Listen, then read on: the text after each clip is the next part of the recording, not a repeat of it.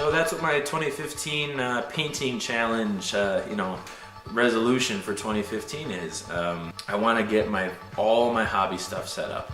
I want to get my whole area, my whole workshop done so that all I have to do is walk out. I have my miniatures laid out that I'm painting in progress, and then I got all my paints, and then boom, let's just hit it. Maybe I'll do a 5-minute video or something like that.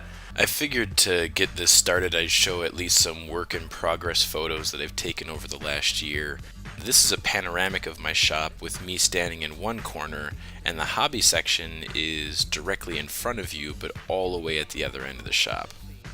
As you can see, I've been absolutely inundated with tools and materials, and I just needed better organization and it was time for a change. The right side of the shop, there was actually a pass-through for vehicles and that kind of stuff into our 4-stall garage, but I decided to close that off and we'll actually transition into a bar or something to that degree. With the left side of my shop, you can see pretty much just my beer pong table hanging off to the left, but inherently there's no organization whatsoever. All the way to the right of the photo, I have my Craftsman compressor underneath a full residential furnace. When I recorded these videos, it was about 15 below zero outside, but with my shop being completely insulated, after about running the furnace for 15 minutes, I got it up to about 30 or 40 degrees, so it stays pretty nice and toasty in there. So in this photo, I start to construct the hobby cabinets. There's basically 2 large cabinets with 3 shelves each, and I have a larger space underneath all the shelving to kind of put some of my larger tools like my miter saw and table saw and that kind of stuff. But each of those shelves hold Rubbermaid totes so that I can pack in as many supplies as I can but keep some type of organization. And this is where I'm at now. I have the doors built and hung on each of the cabinets. The desk is installed, and I put in an overhead cabinet just above the desk as well. When it's all said and done, I'll also have the furnace closed in with a tri-fold door, and then hopefully furnace ductwork running through all 4 corners of the shop, just to distribute the heat better. I'm actually going to go freehand. I don't really do this all that often. I usually have very standard shots. If you guys watch my videos, very static. I don't like to do a lot of freehand stuff. But I want to show you what plans I have, and I would love input from the community. Any of you guys who have anything, oh, this would be cool, that would be cool, just send it over. Send me an email or do whatever it is. Send me a personal message or whatever it is. What might be kind of cool is, if as a hobby group, we do all this together.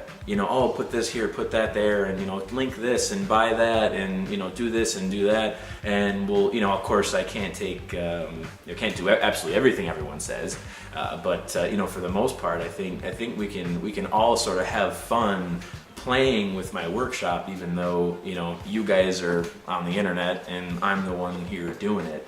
But I think we could have a lot of fun as an interactive. I think that would be cool.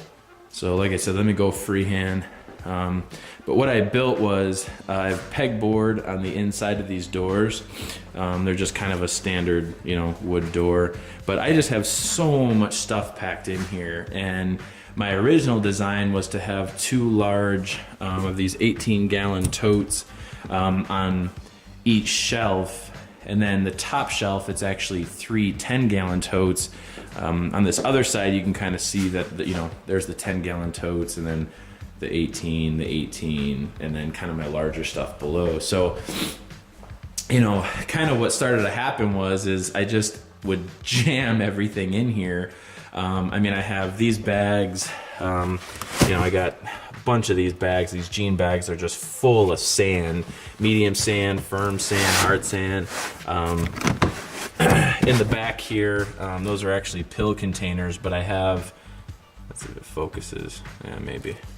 But I have probably, a dozen containers of rocks. I have a electronic fly swatter that I was going to turn into a static grass applicator. I have just so many different hobby supplies. And that's going to be part of my goal too, is to get all this stuff organized so that I can use it more efficiently. Up here, I don't have the hinge done yet, but this, I'm sorry, the latch done yet. But this whole top kind of flaps down, and I have, my toolboxes and paint supplies and that kind of stuff. You can actually see I got, from Club Foam Carriers, I have just my own personal bags and some extra foam and that kind of stuff up there. So as far as my kind of workspace is concerned, this table is 2 feet deep and it's about 4 feet wide, so it's just kind of a standard shelving piece you can get at any hardware store. Of course, just a chair or whatever, but I believe it sits about 3 feet off the ground. So I got plenty of space if I want to, put a computer under here, or, kind of mount it up from the bottom, just additional storage down there. But what I wanted to do was, right down here, I wanted to put a furnace vent so that when the furnace kicks on, I can have heat coming right down by my feet. Here along this side, what I want to do is put a ventilation system. So I want to have, what I might do is I might put a ventilation strip across the back, or I might just have a large vent off to the side, and that's going to act like a vent booth if I'm spraying aerosols and solvents and airbrush and that kind of stuff, is to just have a large suction coming through this one part, and that way it can kind of just vent straight outside. I also want to run, maybe across the back, is a dedicated power strip for electronics, Dremels and, if I have a, camcorder plugged in or that kind of stuff. That way I don't have to, worry about short circuits from the rest of the tools in my workshop here. I could easily have a couple miniature shelves across the top, and then, stacked up to the side, this is where I could have my paints. But I would kind of like to have a quick release paint shelving, so that then I can just bring it inside during the wintertime when it does get really cold out here and I don't have to worry about my paints freezing, and then it just latches right back on. So that'll be pretty fun and interesting on how I'm gonna get all that to work. And kind of up off to one side, I'm assuming probably off to that left side, I did install track lighting across the top. It's not hardwired yet, I just have it attached to an extension cord for now. It's really easy electrical, that would be put in a box and so on and so forth.